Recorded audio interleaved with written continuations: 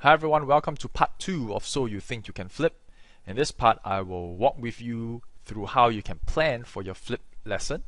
Please note that this is just a guide. This is not the only way of planning for your flip lesson. So what you're seeing here is the live Google Doc that me and my teachers use to plan for our flip lesson. I'll put a link to this Google Docs down below, so please feel free to go in, take a look, and leave us a comment.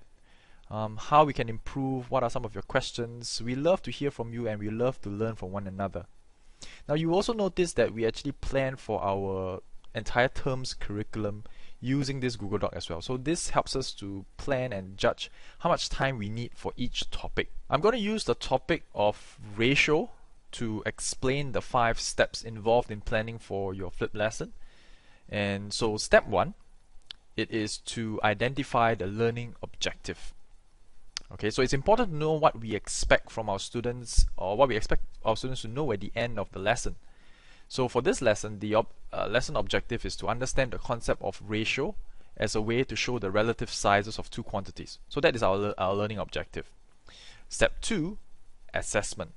Okay, so step 2 is where you design your assessment. And designing assessment is so important, because it's so important to know what our students understand or don't understand. One advantage of a flipped classroom, it's very dynamic because it all depends on what our students know and what are their needs, and we adjust our lessons according to their needs. Step 3, plan for your in-class activity.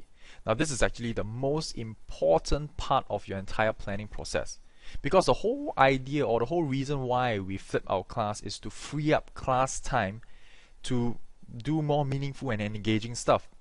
So careful planning for this part is so important. Now for us, we adopted the explore, flip, apply model.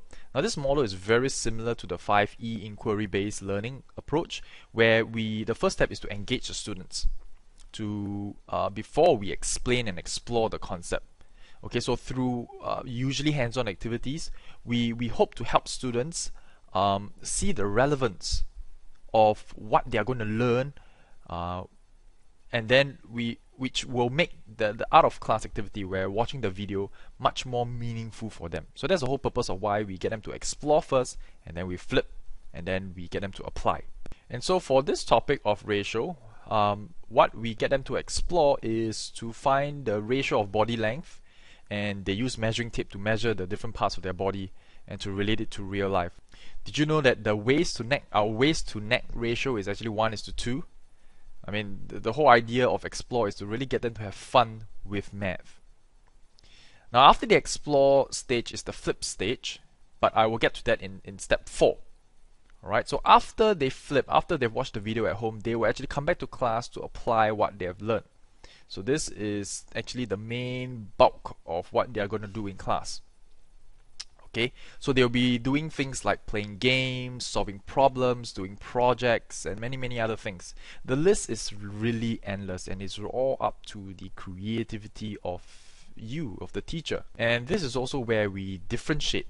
We are able to differentiate the lesson for our high progress learners as well as our low progress learners, because the high progress learners will move on the content pretty fast, and they can actually be stretched further by giving them more challenging problems, or by even challenging them to create their own instructional videos.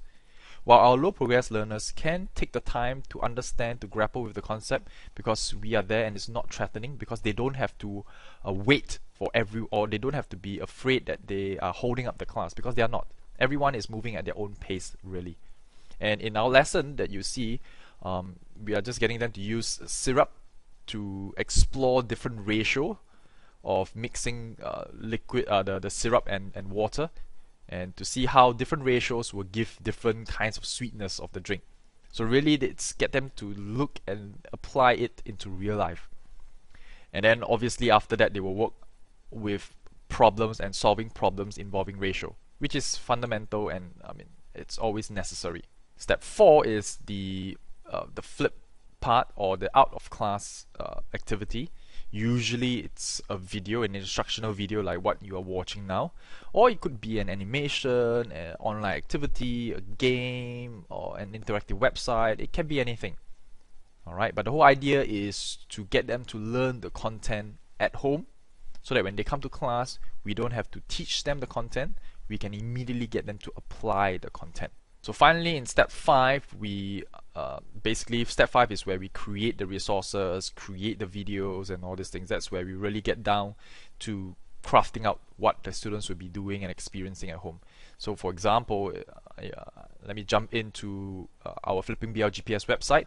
You will see that this is the video that was created by one of my colleagues on the introduction to ratio. Okay. So I hope that with these 5 steps, it will give you a handle to be able to plan for your flip lesson. And join me in part 3, where I explore and explain how to create, upload and embed your video using Screencast-O-Matic as well as Weebly. See you in the next part. Thanks for watching.